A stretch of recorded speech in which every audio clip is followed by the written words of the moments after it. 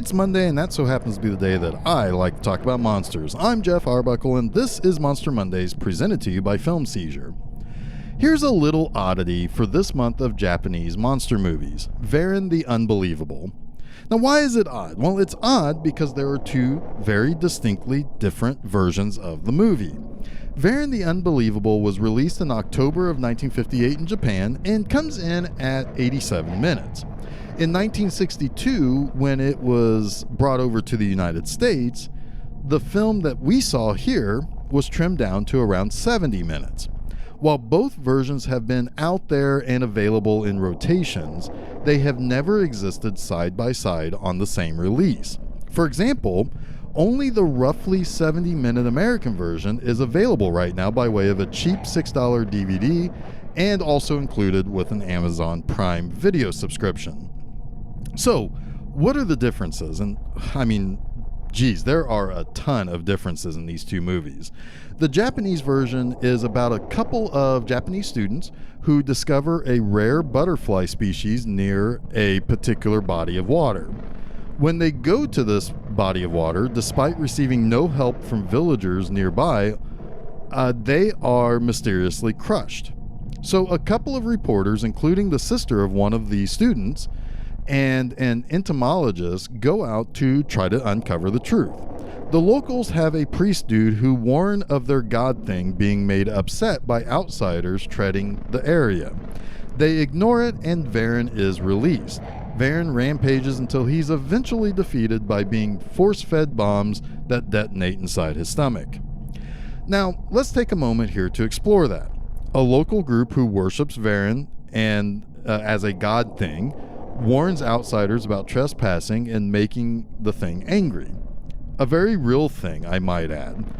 The outsiders tell them to stuff it because they have much stronger beliefs. The outsiders awaken the god thing because of their trespassing and then destroy the monster violently to prove what? That their belief in science is more powerful than the God thing?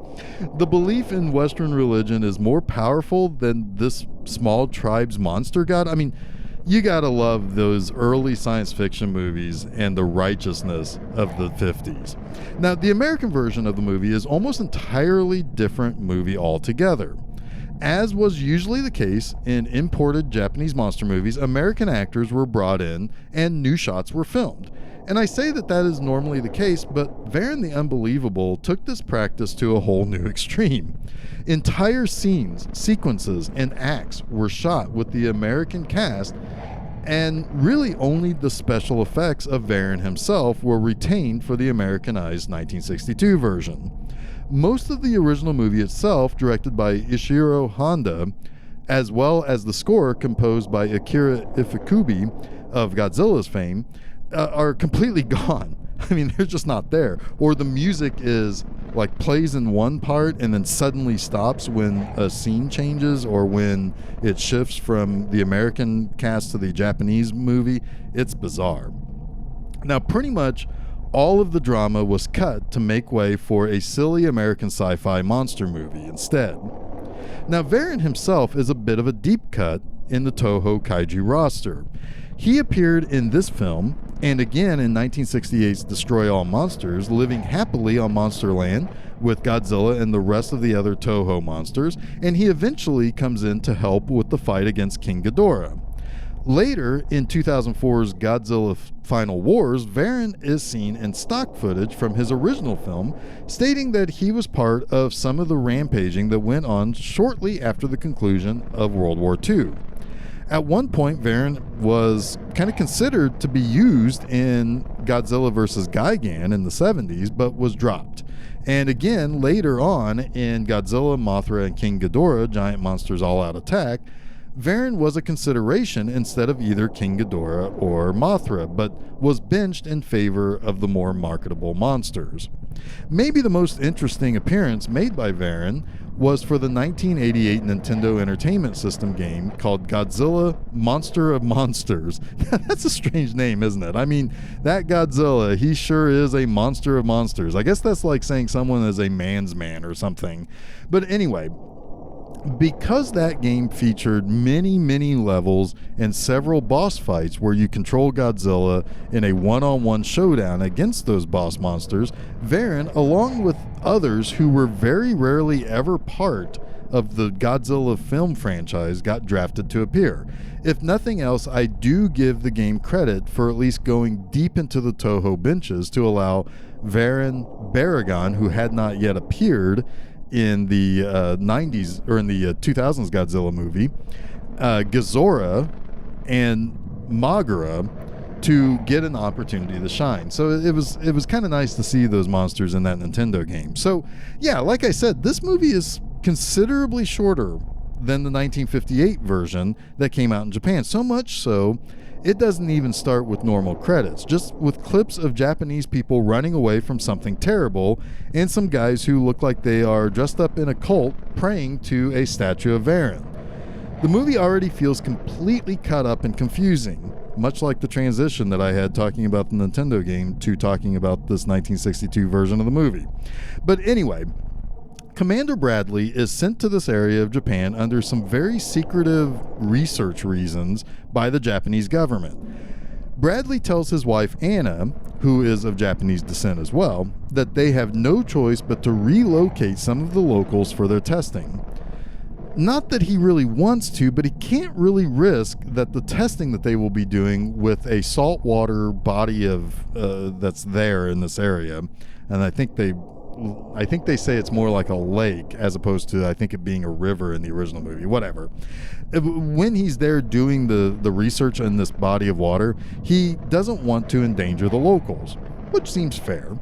But the locals are trying to scare off Commander Bradley, but he just sees it as a bunch of superstitious mumbo-jumbo. He's got a job to do, and he's an American, so damn it, he's going to do what he's there for. Now, he gets attacked by a local as well, and the assailant tries strangling Bradley. But he's able to fight him off, and when Anna comes outside to kind of ask him what's going on, he does not tell her about the attacker. Why? I cannot say. But he does mention that he's not popular on the island, and but he does learn from a local captain that the natives believe a monster in the nearby lake will rise up and destroy anyone who trespasses or messes with the natives. So Bradley kind of brings in the army to begin forcibly removing people. When it is clear that bad press gets out about what Bradley is doing, he does change his mind and decides not to remove the villagers. Instead, reallocate some of the military people that have come in to help gather food for the natives so they don't fish in the lake that he's going to be working on. He gives up some of his rations to help the people out. So, I guess in a way it's a little bit of a save the cat moment there when he decides not to relocate the people. But Bradley goes ahead and starts his experiments and launches chemicals into the water that turn out to be toxic to the fish. That's not a great start there, Bradley. But this awakens Varan to right the wrongs of tampering with nature. The army begins fighting the creature, but nothing seems to stop it. Even the natives are met with the wrath of Varan. He's not messing around here. What makes matters worse is that Varan escapes out into the sea, where it starts heading for much more populated and larger cities in Japan. Meanwhile, Bradley is trying to get a message through saying that he believes that a more powerful concentrated version of his chemical that he put into the lake earlier is hopefully deadly to Varan. Meanwhile, Varan makes landfall and starts attacking a coastal city. The Japanese defense forces, of course, are not really able to stop the creature very well. Go figure. Bradley is able to finally make contact with the higher-ups in the defense forces and gives them something to try to at least slow down Varan while he continues to work out a more permanent solution. The plan to use some parachutes attached to flares does distract Varan just as it did back at the lake to save Bradley's life. Now finally, The Japanese captain working with Bradley, Kishi, is able to tell everyone about the chemical stored in a warehouse. They find the chemical where Bradley said it would be found, they load it up and use it to destroy Varan, and that's it. The movie ends almost as quickly as it begins. So let's talk about the 3 things I like about the Americanized Varan the Unbelievable. Now, you see, on Monster Mondays, if you haven't listened to this before, I always try to find at least 3 things that I like about a movie, no matter the quality.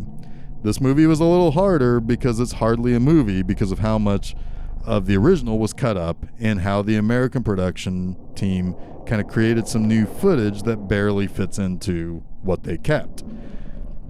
It was hard, but I still could find a few things that I appreciate. First, this movie is sloppy as all get out, as I just mentioned. But with that said, there is something about this movie that I just couldn't dislike. And it's kind of odd to say this because I think it is an underlying problem with this movie. But Myron Healy's James Bradley character is quite likable. He's playing an American military guy already in a place where some might think of the Americans as kind of conquerors. He's forcibly or planning to forcibly remove people from their homes. To what? Do some research that he could potentially find somewhere else to complete. He is married to a Japanese woman who's played by Tsuruko Kobayashi. I told you I'd be messing up some names this month. We'll just leave it with that pronunciation. And they are really, really good together. It helps that Bradley decides not to relocate the people after realizing how the optics of what he's doing. But generally, Healy is good in this because he's not exactly a monster. He's just doing science work. I do like that he has absolutely nothing to do with the climax other than having another guy radio some other guys for yet another group of guys to go get a chemical and set it in front of Varan for some more guys to detonate it. This all happens while he is back somewhere in the lake and village area where he's been the entire time with a broken down car. It's kind of hilarious. But second, I do like the look of Varan quite a bit. One of the things that separates Toho from almost every other studio that created giant monster movies was that they took a lot of care in their monster designs. Nothing was too weird or too hard to do. Compare that to Daiei, who made the Gamera movies, and their monsters looking pretty fake. They didn't always have very good articulation with the eyes, like Gamera barely blinks or only moves his eyes in extreme close-up. There was definitely something a lot more fake about those Gamera movies. Now, they really basically, I guess you could say, in the end, everybody here are guys in rubber suits, but the Daiei creatures definitely looked more like they were in rubber suits. Now, Toho, on the other hand, they made their monsters feel like they belonged in the real world. Varan certainly looks like something that would fit in its environment. It has spikes on its back. It has this face that looks like something that natives would carve into idols and worship, the whole 9 yards. Not to mention, there's an interesting element to Varan's design that shouldn't go overlooked. He's this aquatic monster, right? Well, he has webbing under his limbs. That's something that would be useful to aquatic creatures. I don't think there was another monster, at least from Toho, with the same design detail as that. When he opens his arms or he leaps and stretches out that webbing, it's a cool look. It's a pretty striking image. I like it. And third, I actually do like how Varan attacks everything. The locals who worship him, nope, screw you, I'm tearing down your village. Obviously, you mess with the military dudes because that's just what you do in these movies. Even if their artillery does nothing to the monster should always be rampaging through the military.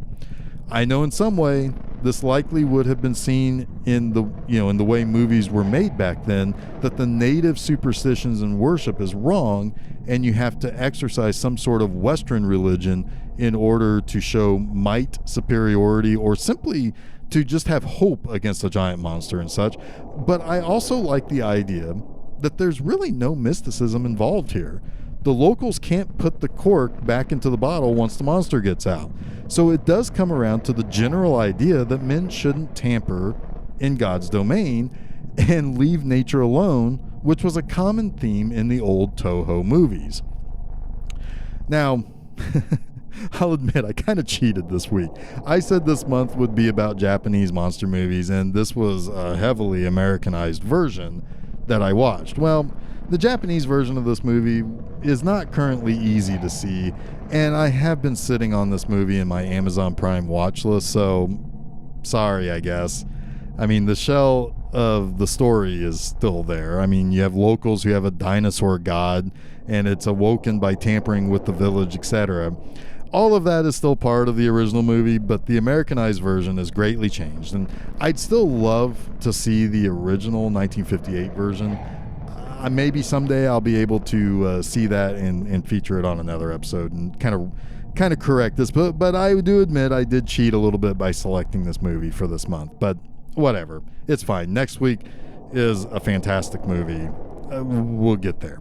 But that wraps up this week's Monster Mondays. Don't forget to check out new episodes of Film Seizure every Wednesday and a new installment of Monster Mondays each Monday on filmseizure.com, as well as places where fine podcasts are found, like SoundCloud, Apple Podcasts, Google Podcasts, Stitcher, TuneIn, and Spotify. Additionally, hop on over to Facebook and Twitter to follow us by just searching for Film Seizure. You can also check out new posts on my website, bmovieenema.com, each and every Friday. So until next week, stay spooky.